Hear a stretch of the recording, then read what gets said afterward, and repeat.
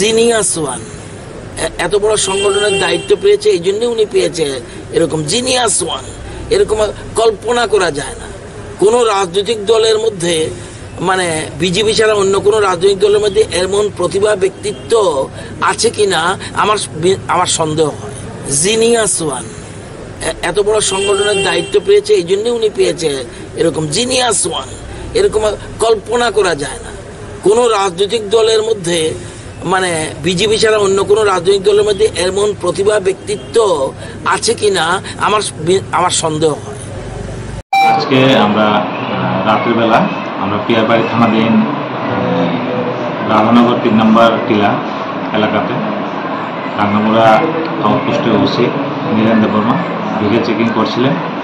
এমন সময় হঠাৎ করে একটি বাইক, সন্দেহজনক একটি বাইক আসে এবং বাইকটি পুলিশ দেখে পাশের একটি রাস্তা দিয়ে পালিয়ে যাওয়ার চেষ্টা করে। তখন সাথে সাথে আমাদের স্টাফ ওই বাইকটাকে এবং বাইক চালককে ডিটেইন করতে সক্ষম হয় এবং ওই বাইক থেকে আমরা তল্লাশি করে 25টি পেন্সিল উদ্ধার করি এবং একটি বাইক ডিটেইন করি।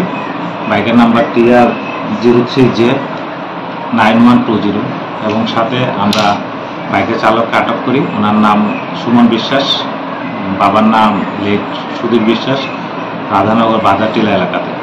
তো আমরা এখন একটি NDPS ধারায় মামলা নিচ্ছি এবং এই ব্যাপারে আমরা তদন্ত করছি এবং উনি এই মালগুলো কোথা থেকে এনেছেন এবং কোথায় এগুলো পাচার করবেন এবং এর সাথে কে কে জড়িত আছে এগুলো আমরা তদন্ত করছি। তদন্ত করে বের করে ওদের বিরুদ্ধে আমরা আইনগত ব্যবস্থা নেব।